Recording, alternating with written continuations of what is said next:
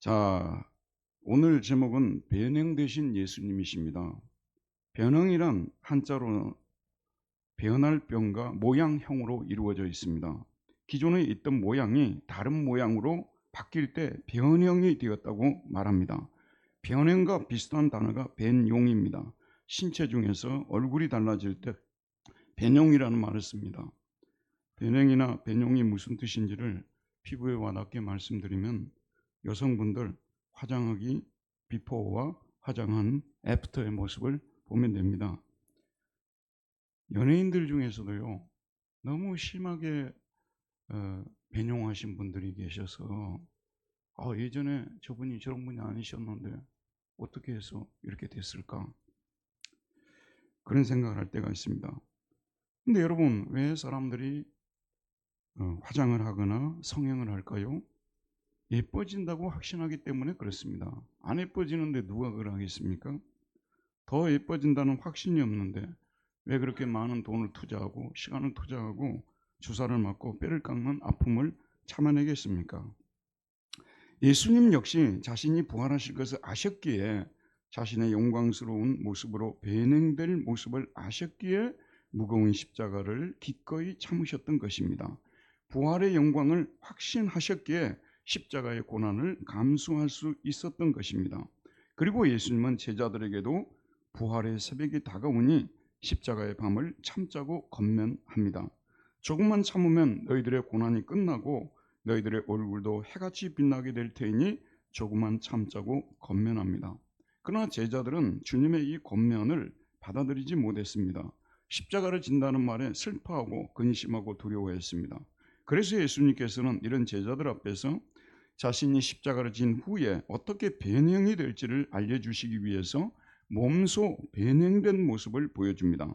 그들이 자신의 변형된 영광스러운 모습을 보면서 용기를 내어 십자가를 지도록 하기 위함이었습니다. 자, 이 사건이, 이 예수님의 변형 사건이 언제 발생했는지 살펴보겠습니다. 오늘 말씀은 마태복음 17장인데요. 16장과 바로 연결이 되어 있는 말씀입니다. 예수님께서는 자신의 죽음이 가까워졌다고 생각하고 당시 예루살렘에서 멀리 떨어지지 않은 곳에 새로 생긴 신도시였던 가이사라 빌립보라는 지역에서 제자들을 모아놓고 질문합니다. 사람들이 인자를 누구라 하느냐? 그러자 제자들은 어떤 사람은 세례요한, 더러는 엘리야라고, 또 다른 사람들은 에레미야나 선지자 중에 하나라고 말한다고 대답합니다. 그러자 예수님은 너희는 나를 누구라 하느냐고 묻습니다. 베드로가 대답합니다. 주는 그리스도시요 살아계신 하나님의 아들이십니다. 예수님은 베드로의 이 고백을 심히 기뻐하셨습니다. 그러면서 너는 베드로라, 내가 이 반석 위에, 원래 베드로란 뜻이 반석이란 뜻이거든요. 페트라, 반석. 너는 베드로라, 내가 이 반석 위에 내 교회를 세우리니 음부의 권세가 이기지 못할 것이라고 말합니다. 그리고 그에게 심지어는 천국 열쇠까지 주시겠다고 약속하십니다. 자, 여러분, 여기까지는 분위기가 매우 좋게 흘러갑니다. 베드로와 제자들이 얼마나 기뻐했겠습니까? 이제 드디어 자신들도 예수님 곁에서 한 자리씩 차지할 것을 생각하니 기분이 날아갈 것 같았을 것입니다. 하지만 예수님께서 갑자기 예기치 않았던, 듣고 싶지 않은 말씀을 하신 것입니다. 이때로부터 예수 그리스도께서 자기가 예루살렘에 올라가 장로들과 대제사장들과 서기관들에게 많은 고난을 받고 죽임을 당하고 제3일에 살아나야 할 것을 제자들에게 비로소 나타내시니, 이때로부터 예수님께서 자기가 곧 있으면 예루살렘에 올라갈 것이라는 거예요. 거기서 장로들과 대제사장들과 서기관들에게 많은 고난을 받고 많은 고난을 받지만 내가 가진 비장의 무기로 한순간에 그들을 쓸어버리고 하나님 나라를 도래시키겠다. 그랬으면 얼마나 좋겠습니까? 많은 고난을 받고 죽임을 당하고, 여러분 주목해 보세요. 정말 중요한 말씀입니다. 많은 고난을 받고 죽임을 당하고라고 하잖아요. 우리 성도들도 다 그래요. 많은 고난을 받고 한순간에 내 인생이 확 새로워질 것이고 날 상상할 수 없을 정도로 좋아질 것이라고 한다면요, 고난 끝까지 거 다 받을 수가 있지 않겠어요? 근데 고난을 받다가 죽는다는 것으로 끝나버린다면 누가 고난을 원하겠습니까? 근데 예수님이 실망스럽게 고난을 받고 죽임을 당하고 라고 말하고 있어요. 그 다음에 하시는 말씀도 끝까지 들어봐야 되는데 제3일에 다시 살아날 것을 말씀하시고 부활을 말씀하고 계시는데요, 죽는다는 사실 때문에 부활이 들리지도 않는 거예요. 그래서 모든 제자들이 근심하기 시작했어요. 근데 이제 소위 수제자 베드로가 제자들을 대표해서 말합니다. 22절에 보면 베드로가 예수를 붙들고 항변하여 이르되, 항변한다는 것은 프로테스트죠. 심지어는 따졌다고도 말할 수 있습니다. 주여 그리 마옵소서, 이 일이 결코 죽게 미치지 않을 것입니다. 이렇게 얘기를 합니다. 이어서 예수님은 또 듣기 힘든 말을 연달아 또 말씀하세요. 누구든지 나를 따라오려거든 자기를 부인하고 자기 십자가를 지고 따라야 한다. 강하게 말씀하십니다. 그러자 제자들은 더욱 근심하기 시작합니다. 주님께서 십자가 지시고 죽는 일 때문에 염려하고 근심하는 게 아니고 자신들이 십자가를 져야 한다는 말에 충격을 받고 근심하기 시작합니다. 예수님은 이런 제자들을 대하면서 크게 실망했을 것입니다. 3년 동안 데리고 다니면서 가르치고 먹이고 재우고 능력을 보여주고 기적을 행하고 했던 거 다 필요 없구나. 내가 죽는다고 하니까 이렇게 돌변하는 이들을 천국에 들어갈 자격이나 있겠나, 실망을 많이 했을 것입니다. 그런데 오늘 말씀을 보면요, 예수님께서 도리어 그들을 달래고 그들이 힘을 내도록 어떤 새로운 시도를 하시는 것을 볼 수가 있습니다. 우리들이 기억해야 될 것이 무엇이냐면요, 10년 후에 내 신앙은 지금보다 훨씬 좋아질 것이라고 믿고 계신 분 손 한번 들어보세요. 10년 후에 내 신앙이 지금보다 비약적으로 좋아질 것이라고 생각하시는 분들, 찬양대원들 중에서 한번 들어봐요. 좋아질 수도 있겠지만 안 좋아질 수도 있어요. 심지어는 교회를 떠날 수도 있어요. 우리 인간이 얼마나 약한 존재인가를 여러분 아셔야 돼요. 베드로 보세요. 방금까지 그냥 주는 그리스도이시로 살아계신 하나님의 아들이십니다. 십자가 지고 나를 따라야 된다고 하니까 금방 돌변해가지고 그리하지 마십시오. 그런 존재입니다. 여러분, 제가 말씀드리고 싶은 것은요, 우리 하나님께서, 우리 예수님께서요, 우리가 10년 후에도 변하지 않고요, 심지어는 죽을 때까지도 변하지 않는다는 사실을 알고 우리를 택한 거예요. 여러분에게 너무 실망하지 마십시오. 우리 옆 사람에게 당신 너무 실망하지 마십시오. 인사 나눕시다. 당신 너무 실망하지 마십시오. 굉장히 변할 것 같죠? 압도적으로 변할 것 같죠? 지금 현재 모습 그대로라도 유지하시길 바랍니다. 이게 우리 존재예요. 그러나 우리 주님께서는 이런 존재임을 아시고 우리를 택하셨기 때문에 우리의 구원은 견고한 것입니다.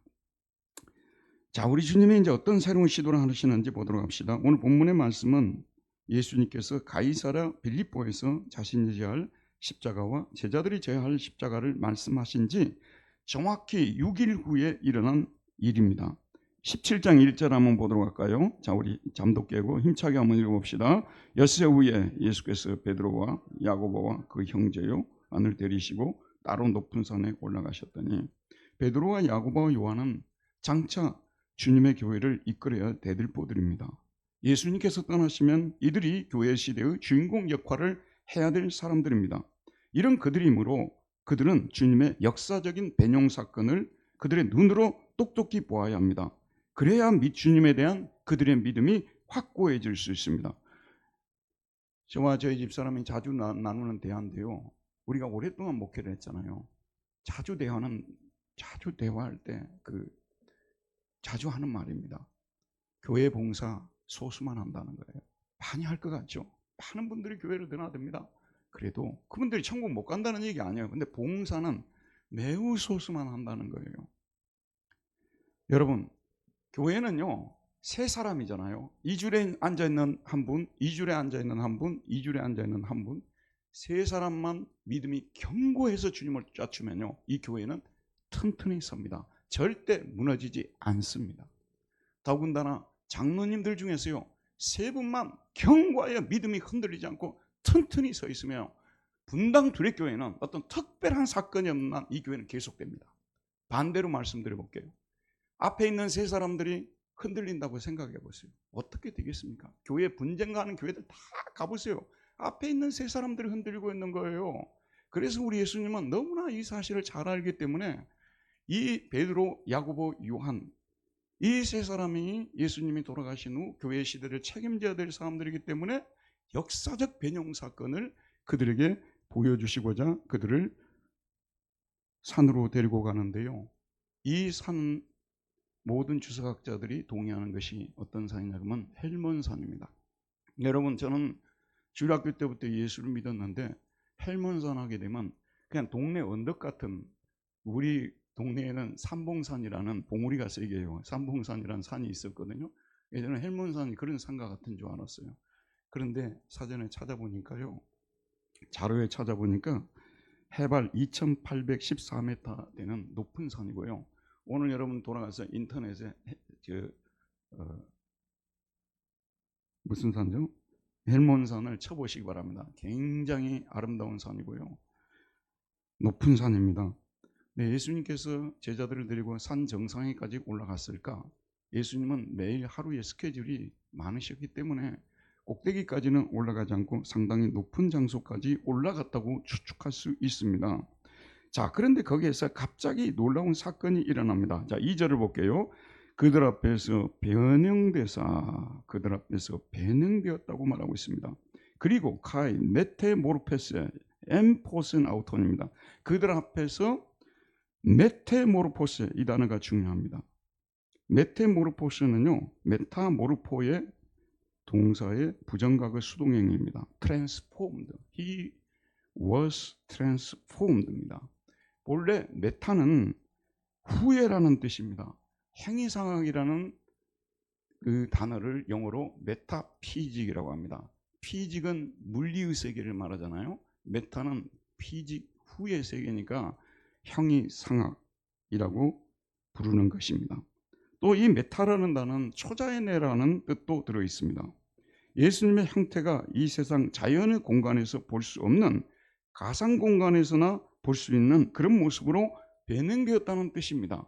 요즘 쓰는 말 중에서 메타버스라는 말을 사용을 합니다. 이 메타버스는 현실처럼 활동할 수 있는 3차원의 가상 세계를 말합니다.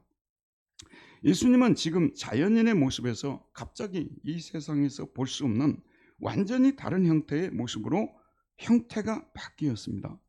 제자들이 그 얼굴을 보았어요. 그의 얼굴은 해와 같이 빛나고 있었습니다. 그리고 그의 옷을 보았습니다. 변형되신 예수님께서 입고 계신 옷은 빛과 같이 희었습니다. 베드로와 다른 두 제자들은 숨을 죽이며 다음의 장면을 보고 있었습니다. 그런데 그들의 눈에 놀라운 장면이 포착이 되었습니다. 그래서 이 강조할 때 쓰는 그 히라보다는 카이 이두라는 말을 쓰는데 보십시오 그런 거예요. 갑자기 모세와 엘리야가 나타나서 예수님과 대화하는 장면이 보입니다. 3절에 보면 그때 모세와 엘리야가 예수와 더불어 말하는 것이 그들에게 보이거늘. 모세는 누구입니까? 우리 조선의 역사를 생각할 때 모세는 세종대왕 같은 사람이고요. 엘리야는 누구냐? 영조나 정조 같은 사람이라고 볼 수 있습니다. 모세는 율법을 대표하는 사람입니다. 엘리야는 선지자를 대표하는 사람입니다. 그런데 이들이 구약의 두 거성이 나타나서 예수님과 함께 술 랄룬테스라고 하는데 대화를 나누었다 혹은 토론을 했다, 이렇게 말하고 있습니다. 그러면 여러분, 예수님과 이 엘리야와 모세가 무슨 대화를 나누었을까요? 전후문맥에 근거해서 추론할 수 있습니다. 이들은 예수님을 격려하는 말을 했을 것입니다. 예수님은 조금 있다 십자가를 져야 합니다. 자신이 이 땅에 오셔서 이루어야 하는 구속사에게 마지막 미션을 완수해야 합니다. 마지막 미션이 무엇이겠습니까? 십자가 지는 일입니다. 여러분, 예수님이 이 땅에 세상에서 들을 수 없었던 위대한 도덕을 가르치셨습니다. 어느 누구도 할 수 없는 기적을 행하셨습니다. 그러나 예수님이 이 땅에 오신 목적은 아닌 것입니다. 그 목적을 강화시키기 위한 수단으로 사용한 것이지 이 땅에 오신 목적은 십자가에서 못 박혀 죽는 것입니다. 그래야만 그를 믿는 저와 여러분이 살아날 수 있고 제사함 받고 영생을 얻을 수 있고 천국에 들어갈 수 있기 때문에 십자가가 마지막 미션입니다. 그런데 십자가를 진다는 것이 쉬운 일인가? 제가 여기에만 부딪히면요, 항상 제가 부끄러운 마음도 들고 어떻게 설명을 해야 될지를 모르겠어요. 제가 언제 십자가를 져본 적이 있습니까? 여러분도 십자가를 져본 적이 있습니까? 심지어는 여기에 바늘로 찌르는 것은 목사님 그런 설명하면 저도 그 정도는 참을 수 있어요. 이런 분들 있죠. 대못을 박는다고 생각해요. 그런데 제가요, 말씀을 묵상하면서 또 한 번 도전을 받은 것이 무엇이냐면요, 이번에 신흥악단이라는 영화 보셨죠? 많은 분들이 보셨을 것입니다. 근데 그 박시우가 마지막에 산에 끌려가지고 산속에서 총살을 당해 죽습니다. 저는요, 대단하게 보지 않습니다. 만약에 저에게도 그런 일이 났다면 즐겁게 가서 총살을 당할 수 있을 것 같아요. 뭐가 두려운 줄 아십니까? 예수님의 고난은 왜 너무나 힘든 고난이냐 그러면요, 모든 사람들이 보는 앞에서 당한 거예요. 여러분도 모든 사람들이 보는 앞에서 요거도 드신 분 계십니까? 모든 사람들이 보는 데서 침뱉음을 당하고요, 모든 사람들이 보는 데서 채찍에 맞으시고요, 온갖 모욕을 당하시고, 그게 어려운 거예요. 여러분 그냥 혼자 가서 뭐 이렇게 고난당하는 거, 그래서 죽어서 영광의 자리로 올라간다면 누가 못하겠습니까? 예수님의 고난이 특별한 것이 무엇이냐고 하면 모든 사람 앞에서 당하는 고난이에요. 그게 사람을 죽게 만드는 겁니다. 모든 사람에게 고난을 오는 데서 고난을 당한다는 거예요. 그래서 십자가를 앞둘 때 예수님은 저와 여러분이 입은 인성과 같은 그 네이처를 가지고 계시기 때문에 예수님도 십자가를 앞두고요, 다음 주에 할 겟세마네 기도처럼 너무 힘들어서 이 잔을 할 수만 있으면 옮겨달라고 할 정도로 힘들었을 것입니다. 이 일은 예수님을 위로하기 위해서 저는 엘리야가 나타나고 모세가 나타났다고 봅니다. 그래서 모세는 모세오경에 나오는 십자가 부활에 관한 말씀을 가지고 예수님을 위로하시고, 엘리야는 선지서에 나오는 예수님의 십자가 부활에 관한 말씀을 가지고 위로했을 것입니다. 저와 여러분도요, 진정한 위로는 오직 하나님께 받는 위로입니다. 진정한 위로는 하나님께 받는 위로가 이게 진짜 위로가 되는 거예요. 근데 우리가 위로받기 위해서 힘들고 어려울 때요, 진짜 어려울 때 여러분 성경을 보는 거예요. 그냥 성경 읽는 거하고요, 진짜 어려울 때 성경 읽는 거하고 차이가 있습니다.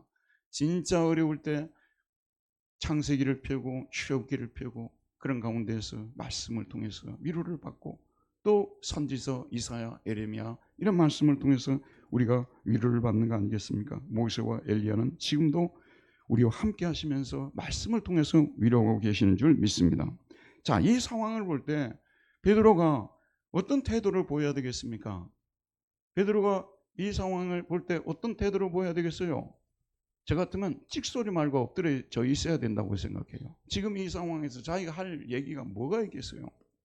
금방도 부끄러운 얘기 한 사람 아니에요? 근데 또 베드로가 성질이 급하고요, 그리고 나서기를 좋아합니다. 베드로가 어떤 얘기를 하는지 한번 우리 함께 읽어보도록 할까요? 4절 말씀을 우리 함께 읽어보도록 하겠습니다. 시작. 베드로가 예수께 여쭈어 이르되 주여 우리가 여기 있는 것이 좋사오니 만일 주께서 원하시면 내가 여기서 초막셋을 짓되 하나는 주님을 위하여 하나는 모세를 위하여 하나는 엘리야를 위하여 하리이다. 우리가 여기에 있는 것이, 이 역사적인 현장에 있는 것이 좋습니다. 구속의 그 장구한 역사가 이루어지는 이 역사적인 시점에, 이 카이로스라고 하잖아요. 히브리어에서는 이 카이로스에 우리가 지금 있는 것이 칼론, 좋습니다. 이런 영광스러운 자리에 동참하게 된 것이 말할 수 없는 영광이라고 말합니다. 정말로 꿈에도 생각도 못했던 신앙의 거물들 모세와 엘리야가 예수님과 함께 만나서 대화하는 이 장면을 볼 때 정말 어찌할 수 없이 너무너무 좋습니다. 그래서 이곳에 기념 예배당을 지어서 기념하면 어떻겠습니까? 여러분 생각보다도요, 대한민국만 돌아봐도 기념 예배당 많아요. 유럽에 가면 기념 예배당 더 많고요. 여기 마리아가 나타났다, 마리아 기념 예배당. 기념 예배당을 여기 짓고 이 역사적 사건을 기념하면 어떻겠습니까? 그는 초막셋을 짓고 싶다고 말합니다. 하나는 주님을 위하여, 하나는 모세를 위하여, 하나는 엘리야를 위하여 짓고 싶다고 말합니다. 자, 베드로가 이렇게 말하는 것은 예수님께서 십자가를 지실 생각을 더 이상 하지 마시고 이 영광스러운 자리에 계속 머물렀으면 좋겠습니다. 그렇게 생각하는 부분도 있었을 것입니다. 근데 제가 볼 때는 한 30%는 그거고요. 70%는 자기들도 이 영광스러운 주님과 함께 이 영광스러운 자리에 계속 있었으면 좋겠다는 생각을 표현하고 있다고 저는 보거든요. 저는 베드로의 이 심정을 이해합니다. 여러분 주목해서 들으십시오. 우리가 70년대 80년대 목회자가 되려고 할 때는요, 오늘의 목회자가 되려는 사람들하고 좀 차이가 있었어요.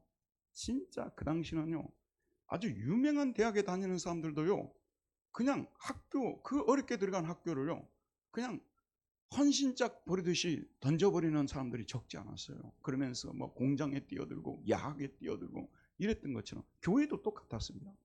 교회도 목회자가 된다고 했을 때는요, 영광이란 이응자도 생각 안 했어요. 목회자가 되는데 무슨 영광이냐 그 말이에요. 우리가 이미 결단할 때부터 세상을 버린 자들로 우리는 인식했어요. 진짜 모든 사람이 거의 90% 이상이 그랬습니다. 저도 그랬고요. 그런데 어느 순간에 이제 영광이 갑자기 주어지는 거예요. 우리 목사님들도 솔직하게 말씀드리면 지금은 어느 정도 영광을 누리는 시대 아닙니까? 이게 좀 규모 있는 교회를 맡으면 이 영광의 자리가 되어버리는, 갑자기 십자가의 자리는 보이지 않고요, 영광의 자리로 변합니다. 목사님하고 많은 사람들이 하나님께 영광을 돌리지 않고 목회자에게 영광을 돌리고요, 신적 존재로 막 격상을 시키고 하다 보니까 이분들이 그 영광을 누리는 것이 너무 좋으니까 자기 자식들에게까지도 누리고 싶어서 물려주는 거야.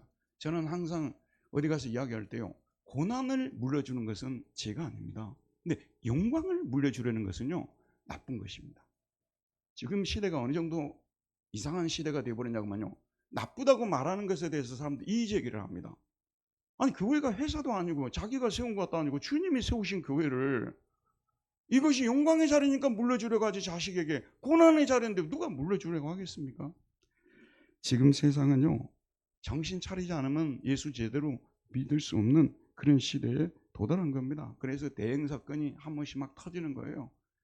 이번에는 또 부산의 어느 교회에서 또 큰 대형 사건 하나 터뜨렸지 않습니까? 자, 베드로는 저나 우리의 모습일 수 있습니다. 어느 순간에 우리가 영광스러운 자리에 들어가게 되었을 때 우리도 베드로처럼 얘기할 수 있습니다. 주여, 우리가 여기 있는 것이 좁사오니 만일 주께서 원하시면 내가 여기서 초막셋을 짓되 하나는 주님을 위해서, 하나는 모세를 위해서, 하나는 엘리야를 위해서 하리이다. 그런데 보십시오, 이제 베드로의 요청에 대해서 예수님께서 말씀하실 차례거든요. 예수님이 여기에 대해서 그렇게 하라든지 하지 말라고 하든지 책망하든지 뭐 긍정적으로 답변하든지 이렇지 않은데 갑자기 하늘에서 음성이 들려오는 거예요. 갑자기 하늘에서 음성이 들려옵니다. 자, 우리 5절 다시 한번 큰 소리로 읽어보도록 합시다. 말할 때에 호련히 빛난 구름이 그들을 덮으며 구름 속에서 소리가 나서 이르시되 이는 내 사랑하는 아들이요 내 기뻐하는 자니 너희는 그의 말을 들으라 하시는지라.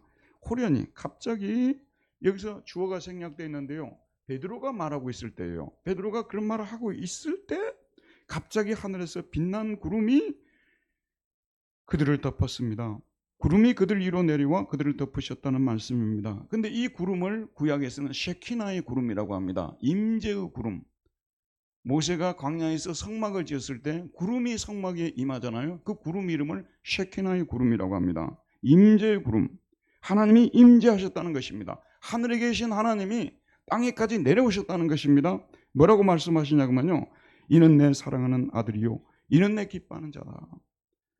이 사람은 내 사랑하는 아들이고 내가 기뻐하는 자다라고 말씀하고 계시는데, 주목해 보십시오.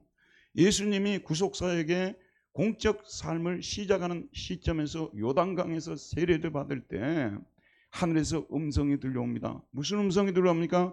이는 내 사랑하는 아들이요 내 기뻐하는 자니다. 그런데 이 미션의 마지막 정점을 찍는 이 시점에 하나님이 다시 한번 나타나서 이는 내 사랑하는 아들이요 내 기뻐하는 자니다. 여러분, 위로를 받으시길 바랍니다. 저는요, 실제로 신학교로 졸업하고 갑자기 발령이 나가지고 그 독일의 선생이 되려고 어디로 가려고 많이 고민하고 괴로워했어요. 마지막으로 하나님께 물어보자고 학교에서 열리는 부흥회에 참여를 했는데요. 놀랍게도 저에게 이 말씀이 들은 거예요. 이는 내 사랑하고 너는 내 사랑한다고 내 기뻐하는 자니라.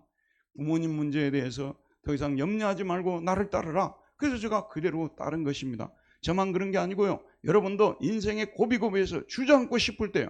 더 이상 십자가를 지고 주님을 따르고 싶지 않을 때, 못한다고 생각할 때, 그날 예배에 참여했는데 목회자를 통해서 선포되는 말씀이 너는 내 사랑하는 아들이고 내가 기뻐하는 자니이다. 이 말씀을 주시는 겁니다. 그러면 또 이 말씀을 듣고 힘을 내서 따르는 것입니다. 그런데 오늘 말씀 속에서 하나님께서 굳이 강조하는 것이 무엇이냐면 너희 앞에 서 있는 이분이, 배명되신 이분이 나의 아들이다, 하나님의 아들이다 라는 말씀을 주시는 것입니다. 그러니까 하나님의 아들이라는 것을 잊지 말고 이분은 사람이 아니고 사람의 모습을 입고 온 하나님의 아들이시니까 어떠한 앞으로의 그 힘든 상황에 들어와도 너희들은 말씀을 굳건히 믿고 너희는 그의 말을 들으라고 명령하십니다. 하나님은 모세가 애굽에서 종살이하는 이스라엘 백성들을 구원하기 위해 출애굽의 첫 발걸음을 내딛듯이, 그리고 엘리야가 바알 우상을 섬겨 가뭄을 만나 죽어가는 이스라엘을 구원하기 위해 갈멜산으로 첫 발걸음을 내딛듯이 우리를 죄와 죽음과 마귀의 손에서 구원하기 위해 골고다를 향하여 첫 발걸음을 내딛는 예수님을 향하여 용기와 힘을 내는 내게 하는 말씀을 주시는데, 이는 내 사랑하는 아들이요 이는 내 기뻐하는 자니이다. 너희는 그의 말을 들을지어다. 참 중요합니다. 저는 이 말씀이 얼마나 중요한지 모릅니다. 정말 여러분 신앙 고백 투철하게 해야 됩니다. 신앙 고백 투철해야만이 유혹의 시대에, 핍박의 시대에 여러분 신앙 지킬 수 있고요, 끝까지 천국 갈 수 있습니다. 신앙 고백이 견고하지 않으면요, 확고하지 않으면 언제든지 흔들릴 수 있습니다. 우리는 예수님을 위대한 도덕교사 정도로 믿는 사람들이 아니에요. 성인 군자 정도로 믿는 사람들이 아닙니다. 기적을 행하고 그런 사람 믿는 게 아니에요. 우리는 예수님을 살아계신 하나님의 아들로 믿는 분들입니다. 예수님의 하나님의 아들이라는 이 고백을 끝까지 여러분 붙잡아야 되는 것입니다. 그러므로 우리는 예수님 말씀을 들어야 돼요. 예수님의 사람이라면 안 들어도 돼요. 안 듣고 싶을 때 안 들어도 돼요. 그러나 그분은 하나님의 아들이시기 때문에 그분의 말씀을 들어야 되는 것입니다. 여러분 지금 저와 여러분 사순절 기간을 보내고 있습니다. 이 기간 동안 예수님의 행적과 말씀을 묵상하면서 정말 주님의 말씀대로 살기로 다짐하고 또 다짐해야 됩니다. 우리는 예수님의 제자들이므로 그분의 말씀을 들어야 합니다. 예수님은 우리에게 뭐라고 말씀하십니까? 자기를 부인하고 자기 십자가를 지고 나를 쫓으라.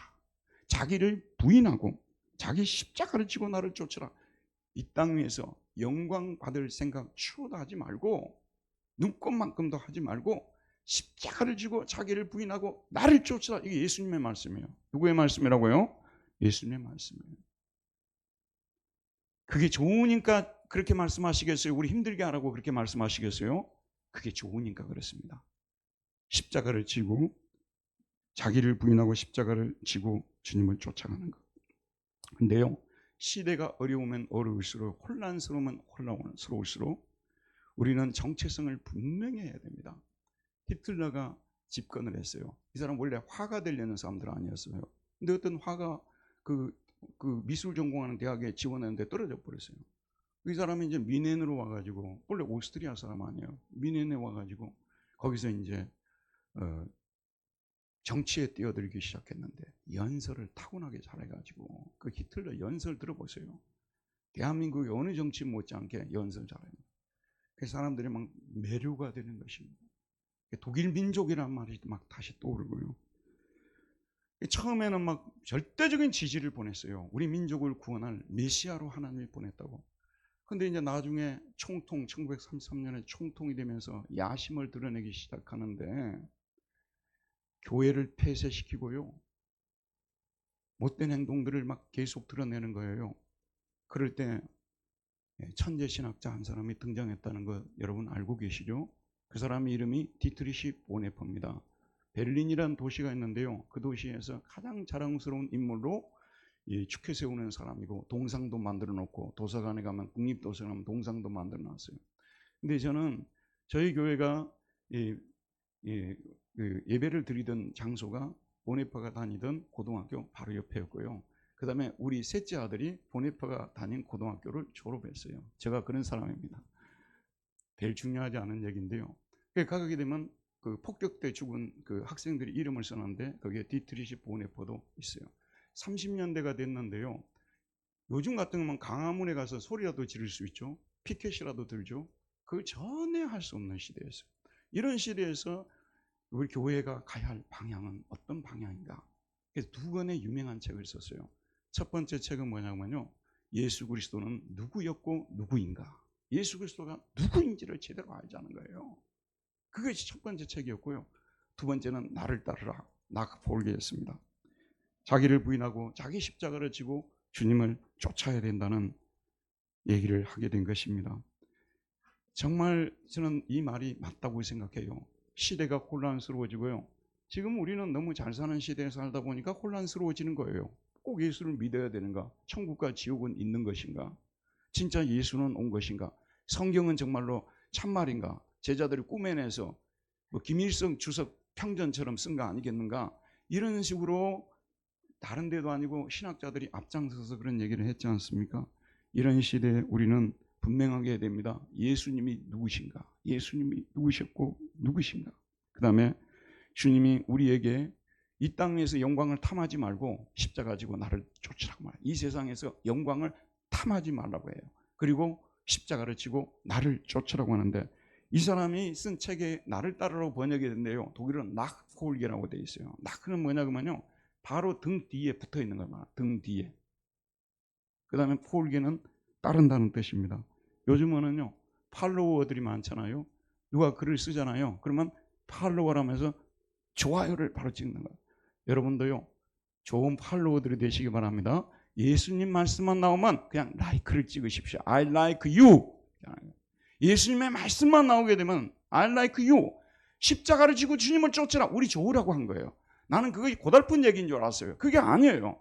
맞지 않습니까? 여러분들 오늘 집에 돌아가가지고요. 분명히 불편한 진실들이 막 나타날 거예요. 그럼 또 부부가 막 서로 막 살아납니다. 이렇게 해갖고 이기는 쪽이 어디냐 그러면 죽는 사람, 침묵하고 죽는 거 아니에요. 그러면은 나를 따르라. 자기를 부인하고 자기 십자가를 지고 나를 쫓으라면 가정의 평화가 일어나잖아요. 교회에서도 마찬가지입니다. 우리 교회가 요즘은 참 은혜스러운 교회라고 생각해요. 왜 그러시는 줄 아십니까? 어느 누구도 자기를 부인하지 않으려고 애쓰는 것이 아니라 모두가 다 자기를 부인하려고 애쓰니까 좋은 교회가 된 거예요. 믿으십니까? 모두가 다 자기가 부인하려고 할 때, 모두가 다 자기를 부인하려고 할 때, 여러분 우리 교회 장로님들이 계시는데요. 장로님들 중에 누구 한 사람 나서 가지고 내가 장로야 하는 사람 있습니까? 우리 교회요? 한 사람도 없어요. 목회자는 가끔 그런 경향이 있어요. 제가 반성을 해야 되겠죠. 근데 주님이 우리 좋으라고 이런 말씀을 주신다. 십자가를 지고 나를 쫓아라면 저주의 말이 아니에요. 축복의 말입니다. 자, 우리 모두 옆 사람들에게 십자가를 지고 주님을 쫓읍시다. 인사 나눕시다. 십자가를 지고 주님을 쫓읍시다. 자, 제자들은 이 하나님의 음성을 듣고 어떻게 되는지 봅시다. 6절에 보면 제자들이 듣고 엎드려 심히 두려워하니 두려울 수밖에 없는 거죠. 그런데 제자들이 듣고 엎드려 심히 두려워하고 있을 때 예수께서 나오라고 되어 있습니다. 그런데 이 예수는 어떤 예수냐고만요. 비포 애프터잖아요. 비포 예수님이십니다. 햇빛에 그을리고 높은 곳으로 올라오고 지쳐있고 허기지고 연약하고 볼품없는 그러한 예수님, 바로 변형되기 전에 예수님이 그들 앞에 나타나 있는 것입니다. 예수께서 그들에게 손을 대시며 이르시되 일어나라 두려워하지 말라. 예수께서 그들에게 손을 대시며 이르시되 일어나라 두려워하지 말라. 근데 여기서 손을 댔다는 것은 정말 그들을 불쌍히 여기시고 그들의 약함을 어루만져 주시고 위로하셨다는 그런 뜻 아니겠습니까? 너무 힘들 때 우리 부모님들도 해봤지 않습니까? 제 아이들한테 손을 얹는 거예요. 그런 심정으로 그렇게 하는데 제가 이 설교자로서요 참 고통스러운 것이 뭔 줄 아십니까? 고통스러운 것이 있어요. 설교자로서요. 도대체 하나님의 사랑을 내가 어떻게 좀 잘 전할 수 없을까? 이 예수님은 이런 제자들을요 비난하지 않습니다. 비판하지 않습니다. 그냥 예수님께서 오히려 손을 대시면서 위로하시는 모습을 보지 않습니까? 또 하나님은 너무도 정의로우신 분이십니다. 요만한 죄도요 그걸 딱 찾아내가지고 징벌하고 넘어가시는 분이세요. 그러니까 제가 설교하다가 어떤 때는 너무 정의로우신 하나님을 얘기를 하다 보면 갑자기 사랑의 하나님이 실종되게 만드는 거예요.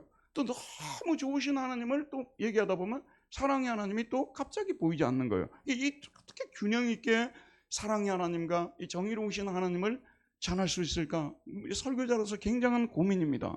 근데 오늘 말씀에 보면 우리 예수님은 이 제자들에 대해서요 손을 대셨어요. 나무라지 않고 꾸짖지 않으시고 그러면서 일어나라. 이건 쿰이라는 거. 이 아람어 예수님이 사용한 언어는 아람어 아닙니까? 아람어로 쿰은 일어나라. 정신을 차리고 일어나라. 너희들이 이루고 있을 때가 아니다. 일어나라. 두려워하지 말라. 지금 이제 십자가를 지고 골고다로 가는 이 길에 첫 발걸음을 띄어야 되는데 이렇게 너희들이 두려워하고 누워있으면 되겠느냐? 일어나라. 같이 가자. 이렇게 말씀하고 계십니다. 제자들은 그제서야 정신이 들었습니다. 그들은 눈을 들고 세 사람이 대화를 나누는 장소를 바라보았습니다. 그런데 그들의 눈에 무엇이 보였습니까? 마지막으로 8절 한 구절만 함께 읽겠습니다. 제자들이 눈을 들고 보면 오직 예수 외에는 아무도 보이지 아니하더라. 그들은 셰익스피어의 소설 제목처럼 한여름밤의 꿈을 꾸었을 뿐입니다. 그들은 이제 현실로 돌아왔습니다. 이제 그들의 눈에는 우데나 에이돈, 에임의 아우톤 이예순 모논, 우데나 에이돈 어느 누구도 보지 못했다는 거예요. 에임에 누구누구를 제하고 예수님 자신 그분 한 분 외에는 어느 누구도 보지 못했다. 자, 이 말은 굉장히 중요한 의미를 가지고 있습니다. 지금 제자들은요 잠깐 동안 꿈을 꾼 것처럼 변행되신 예수님을 보았어요. 영광스러운 모습을 보았어요. 자, 여러분 보세요. 지금부터 보려고 하지 말라고 말이에요. 우리가 신앙생활 할 때도요 하나님께서 정말 섭섭하게 하시는 분만이 아닙니다. 여러분 여기 앉아 계시지만요 처음 교회 나오신 분들도 계실 겁니다. 뭐 하나님이 내 삶에 간섭하고 나를 보기나 할까? 내 기도를 들어주기나 할까? 여러분이 생각하고 있는 그 기도까지도 응답해 주시는 영광스러운 체험을 하게 하시는 분이십니다. 꼭 믿으시기를 바랍니다. 저와 여러분도요 하나님을 십자가를 지고 주님을 따르는 것이 꼭 쉽겠습니까? 힘든 순간도 많습니다. 그럴 때마다 하나님께서 한 번 내려와서 우리를 크게 도와주십니다. 영광의 자리로 우리를 이끌어서 변용되신 예수님을 보게 하십니다. 근데 거기까지만 봐야 돼요. 이제 우리가 봐야 될 분은 햇빛에 그을리시고 또 십자가를 앞두고 힘들어하시고 고통스러워하시고 그래도 우리를 구원하시러 올라가신 그 예수님을 바라봐야 된다. 지금 이 땅에서 우리가 바라봐야 될 분은요 우리를 위해서 고난당하시는 예수님 그분만을 우리는 바라보고 나아가야 됩니다. 그럼 언젠가는 우리의 모습이 예수님처럼 영광스럽게 변하게 된다는 말씀입니다. 사순절 기간입니다. 사순절은 부활절을 앞두고 40일 동안 예수님의 십자가와 부활을 집중적으로 묵상하는 절기입니다. 40일 동안 주일을 제외하고요. 2월 18일쯤 시작해서 부활절까지 40일 동안 주님의 십자가 부활을 집중적으로 묵상하는 절기로서 초대교회에서 이걸 만들었어요. 지금은 종교개혁자들은 사순절 지키지 않았어요. 지금 우리가 이거 지켜도 되고 안 지켜도 되는 거니까 우리 유익을 위해서 저는 우리의 영적인 유익을 위해서 사순절을 지키는 것이 좋다고 생각합니다. 그런데 사순절을 지킬 때 순서를 명확하게 해야 돼요. 이게 우리 신앙생활에서 매우 중요한 부분입니다. 여러분 십자가 부활을 세트로 묶어서 묵상해야 돼요. 지금도 카톨릭 국가들 가보세요. 지난 시간에도 말씀드렸잖아요. 필리핀과 같은 또는 남미의 카톨릭 국가들 가잖아요. 사순절 기간 동안 축제가 열립니다. 그게 뭐냐면 십자가 축제예요. 이건 십자가를 신비화시켜가지고 신격화시켜가지고 십자가를 숭배하는 거예요. 그래가지고 십자가를 막 서로 지고 가려고 하고 이걸 말하는 거예요. 여러분 이거는요 정말로 잘못된 것입니다. 뭐 그러면 하나님께서 뭐 병도 고쳐주고 복도 내려준다고 이렇게 해가지고 사람들을 선동하는데요. 전혀 성경적이지 않습니다. 십자가를 묵상하는 자는 먼저 부활을 묵상해야 돼요. 변행될 모습을 묵상해야 돼요. 자, 어떤 사람이 지금 현재 작품 활동을 합니다. 지금 나 이 나무를 가지고 이런 작품을 만들어야 되겠다고 했을 때는 형상, 예전에 철학자들은 이 형상과 진료라는 말을 썼지 않습니까? 그 나무를 통해서 태어날 자기가 만들고자 하는 아름다운 형상을 봅니다. 보죠? 그리고 나무를 깎아가지고 대패로 밀기도 하고 해서 이 책상을 만들어내는 형상과 진료. 저를 보세요, 여러분. 우리가요, 십자가 부활을 두 가지를 정확히 믿어야 되는데, 먼저 영광스럽게 뱀모될 그날을 바라봐야 돼요. 우리 한국교회는 처음 출발할 때부터요, 이렇게 출발했어요. 조용기 목사가 1960년에 나타나가지고요, 판도를 바꿔버렸습니다. 이분은 영광을 이 세상으로 끌어와 버렸어요. 장차받을 영광을 이 사람은 없애버렸습니다. 저와 여러분, 십자가 부활을 묵상할 때 먼저 우리가 영광스럽게 배용되어서 부활해서 하나님과 함께 영원히 살 날을 생각하고 그날에 받을 존귀와 영광, 그날에는 찬사밖에 없어요. 영광밖에 없습니다. 그날은 기쁜 일밖에 없어요. 눈물도 사망도 없어요. 요즘 성도들은요, 이거 안 믿거든요. 문자적으로 안 믿어요. 너무도 많은 사람들이 안 믿으니까 믿는 사람이 아주 적어요. 그러나 저는 이것을 믿지 않는다면 신앙생활 뭐하러 하는가 하는 생각이 들어요. 뭐 몰몬교라든지 뭐 원불교라든지 뭐 그런 종교하고 뭐가 다릅니까? 종말이 없다면, 부활이 없다면, 부활이 없다면 너희가 세상에서 가장 불쌍한 사람이라고 바울이 말했습니다. 그래서 이 부활의 빛 속에서 영광스러운 모습으로 변화된 내 모습을, 그 형상을 내 앞에 떠올리면서 십자가를 지고 주님을 쫓아가는 매일의 삶을 살겠다고 결단하는 것이 사순절을 올바로 보내는 방법입니다. 이런 은혜가 저와 여러분 모두에게 있기를 바랍니다. 은혜로우신 하나님, 오늘도 주님의 말씀을 통해서 우리를 찾아와 주시고 우리 주님께서 연약한 제자들, 십자가 지는 것을 너무 무서워하고 죽는 것을 너무 두려워하는 그런 제자들을 위로하시기 위해서 산으로 데려가서 친히 변형된 모습을 보여주시면서 내가 이렇게 변화될 것처럼 너희들도 나를 믿고 따르면, 십자가를 지고 나를 따르면 너희들도 이렇게 변형될 테이니, 변화될 테이니 십자가를 지고 나를 쫓으라고 힘을 내라고 격려하시고 위로하시던 우리 주님을 다시 한번 생각하고 이 사순절을 보낸 동안 말할 수 없는 은혜를 누리는 우리 모두 되게 하여 주옵소서. 예수님 이름으로 기도하였습니다. 아멘.